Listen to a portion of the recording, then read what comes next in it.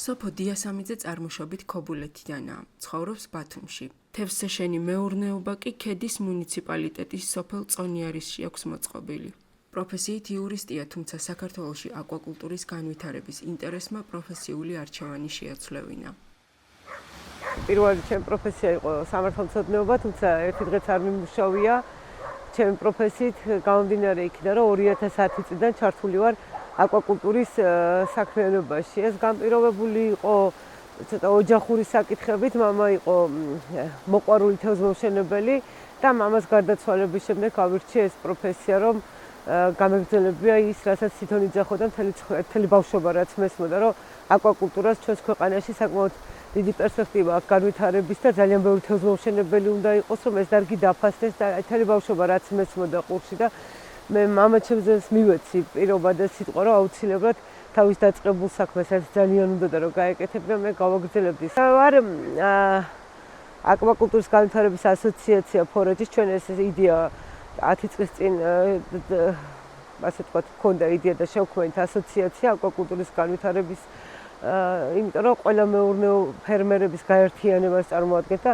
არ ვიცი ახლა ალბათ ქვეყნის მასშტაბით ვისაც არ უნდა გკითხოთ, ვისაც კი ხელი მიგვიწდება, შეგვიძლია რამეთი სასიკეთო ნაბიჯი გადავდგათ, მასკენ ჩვენი ორგანიზაცია ყოველთვის ამისთვის მზად არის და ვცდილობთ მაქსიმალურად. საწარმოში ძირითადად ცისარტყელა კალმახის ჯიში ყავთ მოშენებული. ჩვენთან ძირითადად აჭარა მოგეხსენებათ ცივი წყლის მხარეა, უფრო მთიანი მხარეა და კალმახი ცივი წყლის თევზია და გამომდინარე აქედან ძირითადად კალმახია, ცისარტყელა კალმახია, რომელიც წლების წინ და ალბათ საუკუნის დასაწყისში იყო უკვე ამ თევზმოშენებად, ასე ვთქვათ, აი ამ სახეობის თევზის მოშენება დაიწყეს ამერიკაში და ნებისმიერ ყველა განვითარებულ ქვეყანაში ეს არის კალმახის სადაც შენდება ამერიკული ცისარტყელა კალმახი და ჩვენთანაც ძირითადად ეს არის. თუმცა ასევე მინდა აღვნიშნო, რომ ჩვენ გვაქვს საწარმო აჭარაში, ზუთხის საწარმოა, რომელიც საკმაოდ კარგად მუშაობს და რომელმაც ასომხეთიდან ზუთხის ლიფსიტის იმპორტი ჩაანაცვლა საკმაოდ მაღალი მაჩვენებელი, სადღაც 40%-მდე. როცა ასოციაცია შეიქმნა 2016 წელს და დავიწყეთ კვლევები,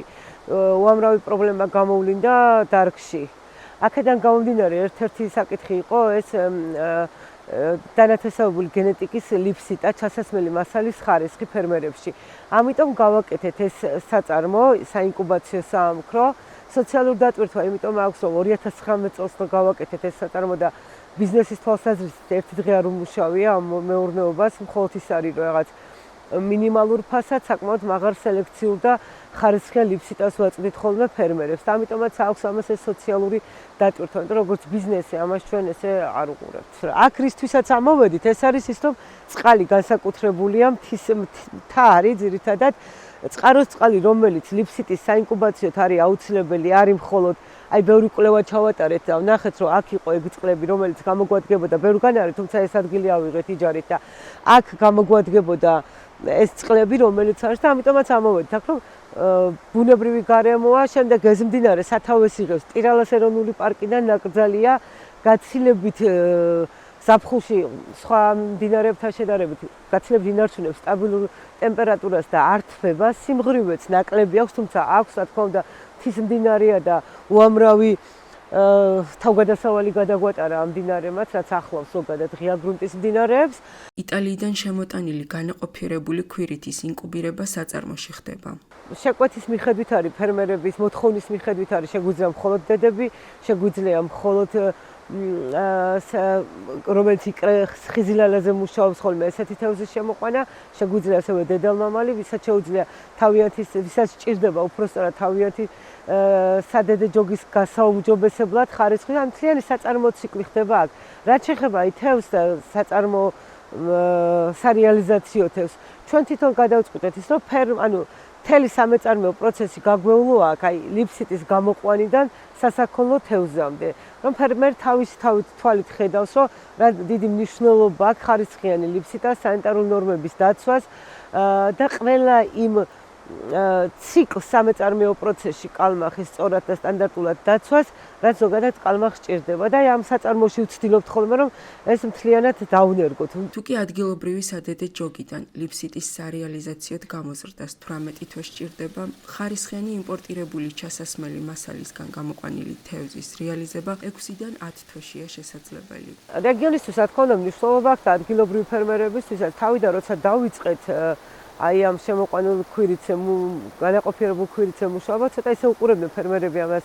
აი მაინც ადგილობრივად წარმოებული ერჩივნათ, მაგრამ გავიდა უკვე პერიოდი 2019 წლის მერე და თვითონ მათი მოთხოვნა გახდა ის, რომ შემოყვანილი ქვირითზე ლიფსიტაზე მუშაობთ, გამომდინარე იქედან, რომ ზრდა გაცილებით სწრაფად აქვს, დანაკარგების გარეშე მუშაობს ფერმერების სარეალიზაციო პერიოდი, რა თქმა უნდა, ფერმერისთვის არის მომგებიანი და ჩვენ არა, აი ამ საწარმომ ჩვენი უდიდესი შრომის ფასად ეს ფერმერებს თვალნათლივ დაანახა. და უფრო მეტიც ეს მეურნეობა ძალიან მცირეა და ქვეყნის მასშტაბით მოთხოვნად ჩასასმელ ლიფსიტას, რაც მოთხოვნილია, იმას ვერავა. ბევრმა დაიწყო ესეთი მსგავსი საინკუბაციო საამქროების გაკეთება და ეს ძალიან კარგია. მე ვფიქრობ, რომ ჩვენ სწორი მაგალითი მივეცით თევზმშენებელ ფერმერებს. დარგის განვითარების მნიშვნელოვან წინაპირობად სოფო დიასამიძე ფერმერების გაერთიანებას მიიჩნევს. დღემდე ჩემი მიზანი არის მიუხედავად ჩემი ასე ვთქვათ სოციალური მდგომარეობისა, ჩემი ერთადერთი მიზანი არის, რომ ეს დარგი განვითარდეს და ძალიან ბევრი სწორი მწარმოებლები ყოდეს. თავარია რომ დაწყებულია და ვფიქრობ, რომ ყველაფერი გამოსწორდება და გადავალთ თანამედროვე ტექნოლოგიებზე, ვისწავლით ჰიდრორესურსების სწორად გამოყენებას, ვისწავლით სტაბილურ წარმოებას, ვისწავლით იმას, რომ ჩვენ თვითონვე თევზები ერთმანეთის კონკურენტები არ ვართ და პირიქით ჩვენ ერთმანეთი უნდა ვაძლიეროთ. ჩემი მიზანი და ჩემი ესე ვთქვათ სლოგანი ეგ არის, რომ ერთმანეთი უნდა გავაძლიეროთ, იმიტომ რომ დარგი როდესაც გარდამავალ პერიოდშია, დარგს როდესაც ასე ვთქვათ უჭირს მეტნაკლებად სტაბილურობის შენარჩუნება, ამ შემთხვევაში გვჭირდება ზუსტად ფერმერებს გაერთიანება, სწორი ხედვა და სწორი მართვა და ეს არ არის, რომ მხოლოდ ჩემი ერთი ფერმერი, ერთი საწარმო, ერთი მეურნეობა ამინც ვერ შექმნის ამ ქვეყანაში.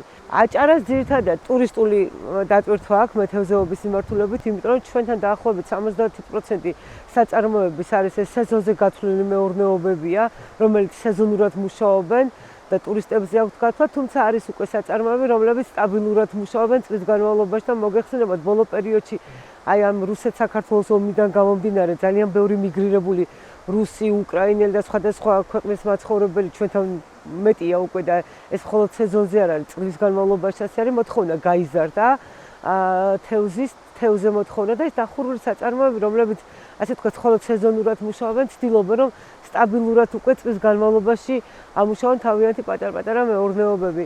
თუმცა ის რომ დღეს აჭარის მასშტაბით რაღაც ავიღოთ ესეთი 100 ტონიანი საწარმო, 150 ტონიანი საწარმო, რამაც შეიძლება დარგი ესე ვთქვათ უფრო მეტად გააძლიეროს ჩვენთან ეს თანამედროვე ტექნოლოგიების გარეშე და იმ სიახლეების გარეშე, რაც წამყვან ქვეყნებშია, მაგალითად მეზობელ თურქეთში და ასე შემდეგ. ამის გარეშე ვერ გააკეთებენ, მხოლოდ ღია გრუნტს ვერ ისარგებლებენ ამისთვის.